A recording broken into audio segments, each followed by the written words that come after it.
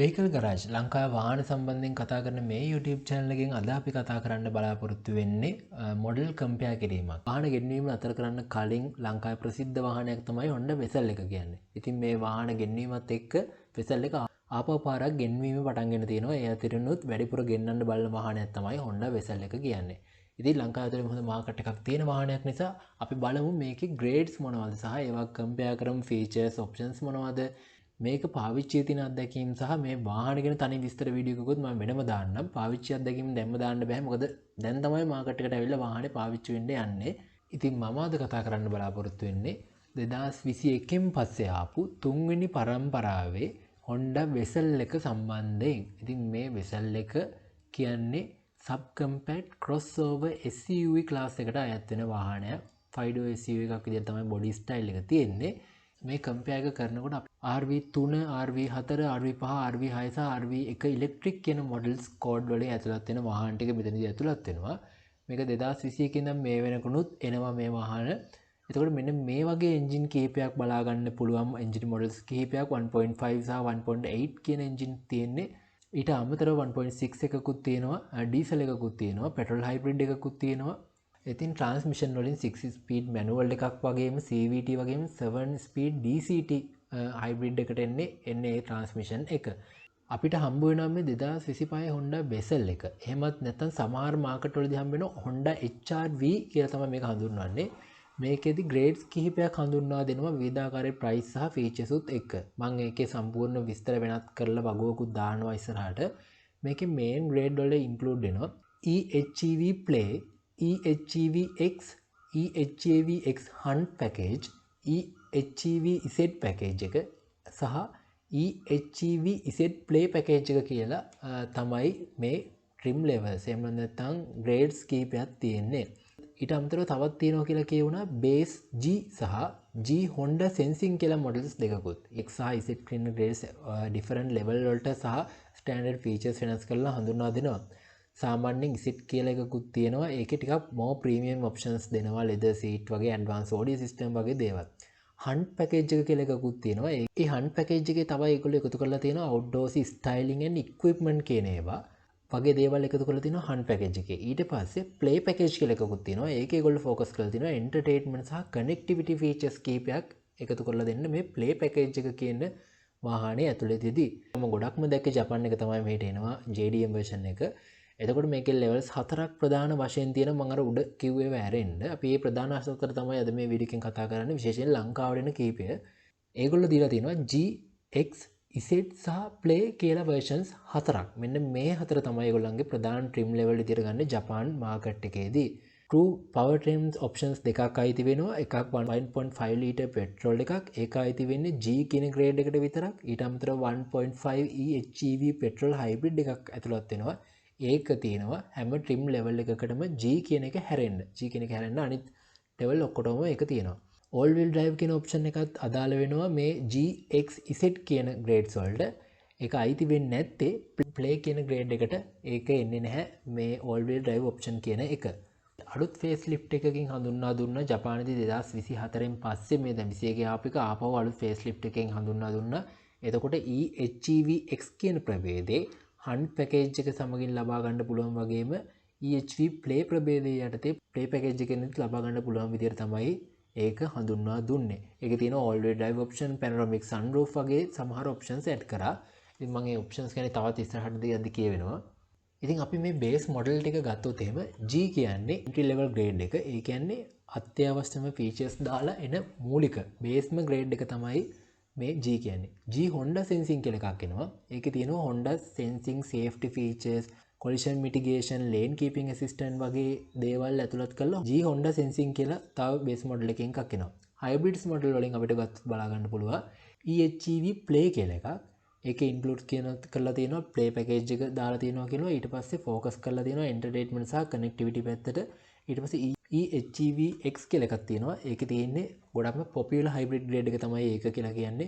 මේක ඒගොල්ලෝ focus කරන්නේ features ටික අවශ්‍යම features ටික දීලා සාධාරණ ගානකට දෙන්න. ඒ කියන්නේ features උයි සමාන කරලා දෙන්න. ඒකයි මේක popularම grade එක hybrid grade එක විදියට ගන්නෙ. ඊළඟට තියෙනවා EHEVX Hunt package එක කියන එක.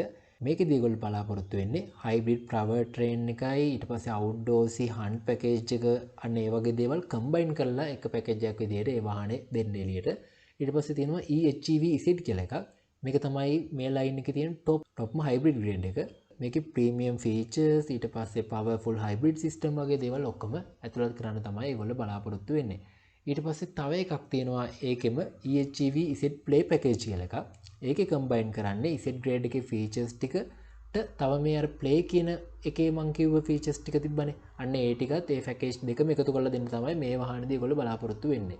ඉතින් මම ඔයාලට මෙන්න මේ විදිහට පෙන්නන්නම් මේ ග්‍රේඩ්ස් වල ESA exterior පෙනුම මොන වගේද කියන එක. අපි පළවෙනියම ගමු ලංකාවට එන බේසික් පැකේජ් වල හැටියට Honda Vezel G ග්‍රේඩ් එක. මෙන්න මේ විදිහට තමයි ඉස්සරහා පෙනුම තියෙන්නේ.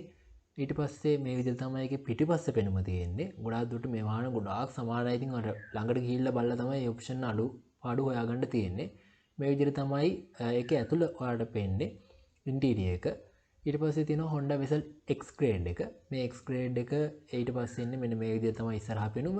ඊට පස්සේ මෙන්න මේ විදිහට තමයි පිටිපස්ස පෙනුම එන්නේ ඒකේ. ඊට පස්සේ මේක තමයි ඒකේ ඇතුළ පෙනුම වෙන්නේ. ඊට පස්සේ තියෙනවා Honda Vezel Z grade එක.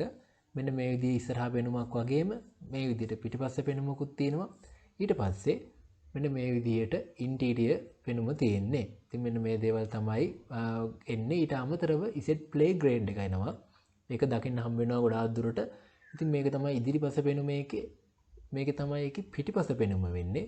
ඊට පස්සේ ඉන්ටීරියර් පෙනුම මෙන්න මේ විදිහට බලා ගන්න පුළුවන්. ඔයාලට පොඩි වෙනසක් දකින්න පුළුවන් මේ. මේක අපි ෆීචර්ස් අතින් බැලුවොත් එහෙම Z grade එකේදී ඇතුළත් වෙනවා ටිකක් more premium ගතිය features. leather seat, advanced audio system, ඊට අමතරව තව infotainment system එකේ upgrade වගේ දේවල් ඇතුළත් වෙනවා X කියන grade එකට වැඩිය Z එකේ. එතකොට packages අතින් අපි ගත්තොත් එහෙම හන්ට් පැකේජ් එක ඇඩ් කරලා තියෙන්නේ ටිකක් rugged. ඊටම නැත්නම් outdoorsy කියන පෙනුම සහ ඒකට අදාළ වෙන ස්පෙસિෆික් ෆීචර්ස් ටිකක්. rugged and outdoorsy කියන ස්ටැටික් එක තමයි දෙන්න බලාපොරොත්තු වෙන්නේ. එතකොට play package එකේ මම අර කලින් කිව්වා වගේ ફોකස් කරන්නේ entertainment සහ connectivity වගේ features and options ටිකක් ඒකට වැඩිපුර එකතු කරන්න. Honda Sensing කියන පැකේජ් එකේදී ඒගොල්ලෝ බලාපොරොත්තු වෙන්නේ ස්ටෑන්ඩඩ් එකට මෙනවා ගොඩාක් ග්‍රේඩ්ස් වල ඔප්ෂනල් එනවා සමහර ග්‍රේඩ්ස් වලදී ඒක බලාපොරොත්තු වෙන safety and drive assistant features කීපයක් එකට එකතු කරන්න.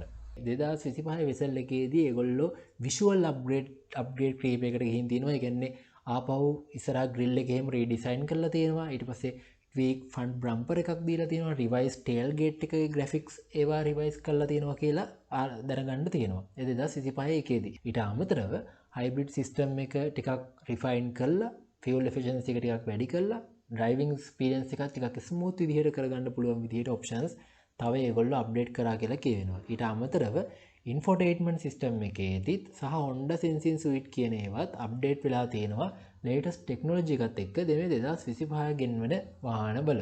ඉතින් අපි මේ වගුවකින් බලමු එකතු තේරුම් ගන්න ලේසි. මේකේ trim level 4කින් ගන්නෙ G එක, EHEV X එක, EHEV Z එක, EHEV Play කියන ඒ වගේ තියෙන වෙනස්කම් මොනවද කියන එක. මේ power train engine වල තියෙන මොනවද වෙනස්කම්?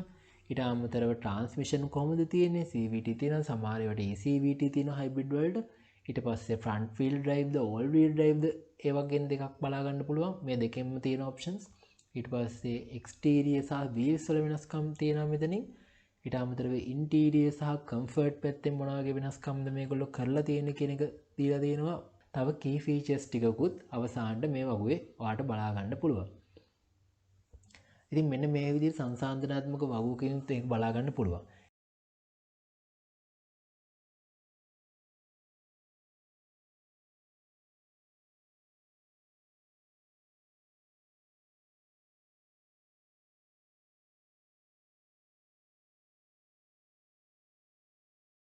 ඊට අමතරව තෙල් කිරීම සම්බන්ධයෙන් ඒගොල්ලෝ දීලා තියෙන්නේ පෙට්‍රෝල් G එකේදී ආසන්න වශයෙන් 4 wheel drive එක ලීටර් කිලෝමීටර් 17ක් වගේ අගයක් කරන්න පුළුවන් කියලා. all wheel drive එක 15.6ක් වගේ තමයි ඒගොල්ලෝ ගණන් බලලා කියලා තියෙන්නේ. මේක ඇත්ත තත්ත්වෙදී වෙනස් වෙන්න පුළුවන්. hybrid එකේදී ලීටර් කිලෝමීටර් 24.8 ඉඳලා 25ක් වගේ අගයක් වෙනකම් කරන්න පුළුවන් කියනවා. front wheel drive එකේදී all wheel එකේදී 22ක් වගේ ආසන්නව කරනවා කියලා තියෙනවා. options සහ add-ons කරන්න පුළුවන් දේවල් තියෙනවා මේ එක එක trim වල. මම මේකෙන් දීලා තියෙන එක ඒවත් කියව ගන්න පුළුවන් ඔයාලට. ඊට අමතරව තවත් බැලුවොත් එහෙම ඩ්‍රයිව් ට්‍රේන් එක පැත්තෙන් ඊට පස්සේ හයිබ්‍රිඩ්ද පෙට්‍රෝල්ද කියලා බලන එකෙන් ඩුවල් සෝන් AC පැත්තෙන් ගත්තොත් එහෙම මොකක්ද හොඳ වෙන්නේ කියලා වගේම ස්ටයිලින් පැත්තෙන් ගත්තොත් මොන වගේ වාහනේද හොඳ වෙන්නේ කියලා එක මෙතනින් ඔයාලට විස්තරයක් දීලා තියෙනවා. ඊට අමතරව ලංකාවේ ප්‍රයිස් සංසන්දනය කරනකොට G ග්‍රේඩ් එක යූස් එක 2021 වගේ ආපු එක යූස් එක රිකන්ඩිෂන් එක කියන්නේ ඒක සාමාන්‍යයෙන් මිලියන 10ක් 15ක් අතර වගේ ගන්න පුළුවන් මේ කාලවල වල තියෙන හැටියට X එක අලුත් මේක බ්‍රෑන්ඩ් නිව් එක ගන්න පුළුවන් සාමාන්‍යයෙන් මිලියන 17ක වගේ අගයකට Z එක ඒත් නිව් එක මිලියන 19.9ක් 20ක් වගේ ආසන්න විලාවකට ගන්න පුළුවන් ඒක ඊට පස්සේ ප්ලේ කියන එක ප්ලේ පැකේජ් තියෙන එක Z ප්ලේ එක ඒකත් බ්‍රෑන්ඩ් නිව් වෙන එක මම හිතන්නේ මිලියන 24 ආසන්නයේ ගන්න පුළුවන් කියලා තමයි දැනට ප්‍රයිස් රේන්ජ් එක ඔය මම දල වශයෙන් කිව්වේ මේවා වෙනස් වෙන්න පුළුවන් අනිවාර්යෙන්ම. ඉතින් ඔයාලට ගන්නව නම් ගන්න පුළුවන් යූස් G grade එක ගන්න පුළුවන් ගොඩක් වෙලාවට බජට් ෆ්‍රෙන්ඩ්ලි වගේ බලනවා. හැබැයි ඉතින් ලිමිටඩ් යුනිට්ස් ටිකක් තමයි ඇත්තේ. ඔයාලට ඒව බලලා ගන්න වෙන්නේ. ඊට පස්සේ Z සහ X hybrid එක ගන්න පුළුවන්. හොඳ ෆියුල් සේවිං එකක් වගේම ඇඩ්වාන්ස් සේෆ්ටි සහ ටෙක්නොලොජි අලුත් හොඳ බ්‍රෑන්ඩ් නිව් කන්ඩිෂන් එකකින් ගන්න පුළුවන් ඒවා. ඉතින් ප්ලේ එක ගන්න පුළුවන් ඔයාලට හොඳම টොප් ලෙවල් එකේ ප්‍රීමියම් ෆීචර්ස් එක්ක එහෙම ඔක්කොම අදාළ වෙන විදිහට. ඉතින් මෙන්න මේ දේවල් තමයි අපිට කතා කරන්න තියෙන්නේ Honda Bezel එක සම්බන්ධයෙන් කියවෙන දේවල් හැටියට. ඉතින් මේ විදිහට ලංකාවේ හැම වාහනයකම මොඩල්ස් කම්පෙයාර් කිරීමක්, ඊට අමතරව වාහනවල ප්‍රශ්න, ආවේනික ප්‍රශ්න, පාවිච්චි අත්දැකීම් වගේම රිවිව් සංසන්දන වගේ වීඩියෝස් බලා ගන්න කැමති නම් අපේ channel එක subscribe කරලා එකතු වෙන්න කියලා මතක් කරනවා. ඉතින් මේ වීඩියෝ එකේ කිව්ව දේවල් මොනවාරි හරි නම් වැරදි නම් වුණා නම් අපි මේවා කරුණු හොයාගත්තේ official website වලින් සහ තවත් තැන් වලින්. වැරද්දක් වුණා නම් නිවැරදි කරන්න කියලා අනිවාර්යෙන්ම කියනවා. ඒ වටින් මේ බලන තවත් කෙනෙකුට.